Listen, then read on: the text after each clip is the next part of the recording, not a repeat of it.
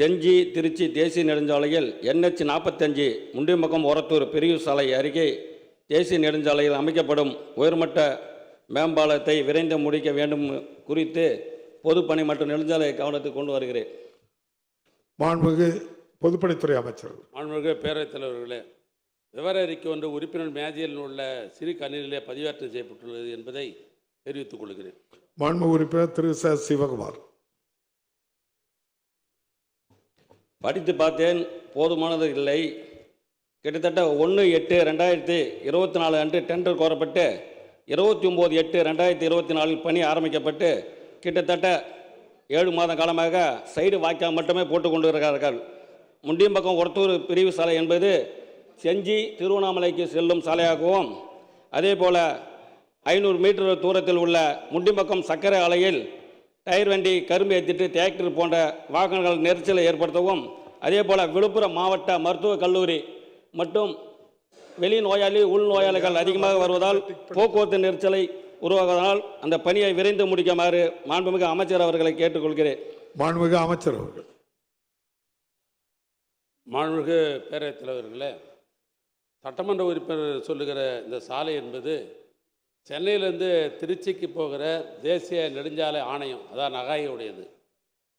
இந்த இடத்துல black spot, அதாவது விபத்து என்கிற அடிப்படையில் தமிழக அரசின் சார்பாக பரிந்துரைக்கப்பட்டு தான் இப்பொழுது அந்த விபத்துகளை தடுப்பதற்காக 5.5 மீட்டரும் சிறு வாகனங்கள் செல்வதற்காக 4.5 மீட்டருக்கும் 42 கோடி ரூபாய் பணம் ஒதுக்கப்பட்டு ஒப்பந்தம்லாம் கோரப்பட்டு விட்டது.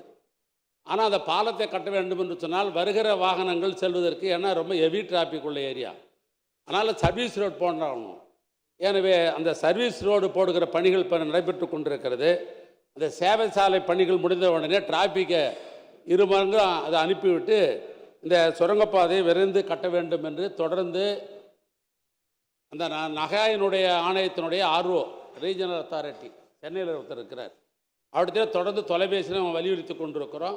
சர்வீஸ் ரோடு முடிஞ்ச உடனேயே அந்த பாலப்பணிகள் விரைந்து நடைபெறும். மாண்புமிகு உறுப்பினர் சிவகுமார். மாண்புமிகு பேரவைத் தலைவர் வணக்கம். அதே போல் விக்கிரவாண்டி டு விழுப்புரம் 13 கிலோமீட்டர் தூரத்தில் விக்கிரவாண்டியில் ஒரு மேம்பாலம் பணிகளும், அதே போல் முண்டியம்பக்கம் ஒரத்தூர் பிரிவு சாலை ஒரு மேம்பால பணிகளும், முத்தாம்பாளையம் விழுப்புரம் பிரிவு சாலை ஒரு மேம்பால பணிகளும், வதிரெட்டி பிரிவு சாலை ஒரு மேம்பால பணிகளும் கிட்டத்தட்ட 13 கிலோமீட்டர் தூரத்தில் 4 பாலங்கள் வேலை நடைபெறுகிறது.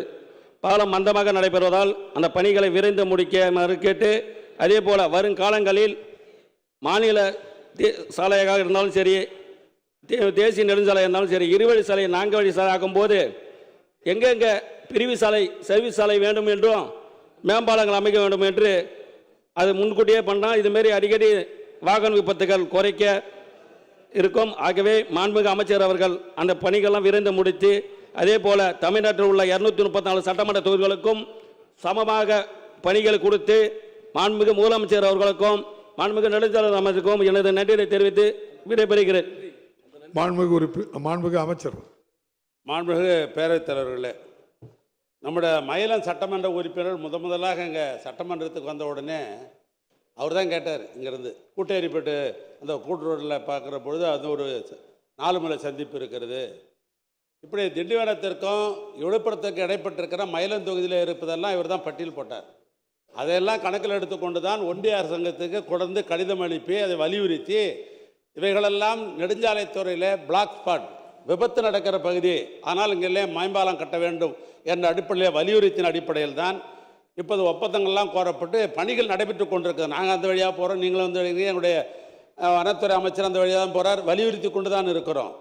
ஒப்பந்ததாரருடைய காலம் என்று ஒன்று இருக்கிறது. அந்த ஒப்பந்ததாரர் காலத்திற்கு முன்னால் அது நடைபெறுவதற்கு வலியுறுத்துகிறோம். அந்த ஒப்பந்த காலத்திற்குள் அது முடிவதற்கு வேண்டிய முன்னெடுப்புகளை இந்த அரசின் சார்பாக நடைபெறும். இன்னொன்று சொன்னார், 234 தொகுதிக்கும் நெடுஞ்சாலைத்துறை பற்றில் சாலைகள்லாம் நீங்கள் வந்து ஈக்குவலாக சமமாக தரணும் அப்படின்னார். தமிழ்நாட்டு முதலமைச்சரை பொறுத்தளவுக்கு ஏற்கனவே தொடர்ந்து சொல்லியிருக்கிறேன், தமிழ்நாட்டில் இருக்கிற தரைப்பாலங்கள் எல்லாம், ஒரு தரைப்பாலம் இருக்குதுன்னு சொன்னாங்க, பொதுவாக தரைப்பாலங்கள் எல்லாம் கிராமத்திலிருந்து நகரத்தை இணைக்கிறது தான் தரைப்பாலங்கள். மழை காலங்களில் பார்க்குற பொழுது பள்ளிக்கூடத்துக்கு போகிற பிள்ளைகள் போவதில்லை, 15 நாள் 10 நாள். இதெல்லாம் உணர்ந்த காரணத்தினால்தான் தமிழ்நாட்டு முதலமைச்சர் சமமாக அனைத்து சட்டமன்ற உறுப்பினர் எண்ணிய காரணத்தினால்தான் 1200 பெற்ற தரைப்பாலங்களை எல்லாம் உயர்மட்ட பாலங்கள் என்று ஆக்கப்பட்டு அவைகளெல்லாம் சிறப்பாக நடைபெற்று கொண்டிருக்கிறது. ஒன்று.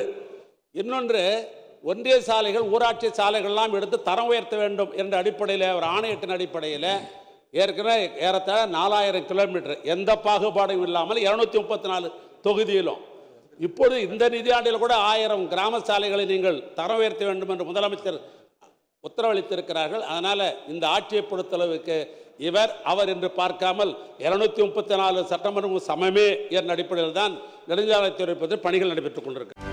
செய்திகளை உடனுக்குடனும் துல்லியமாகவும் தெரிந்து கொள்ள சப்ஸ்கிரைப் பண்ணுங்க.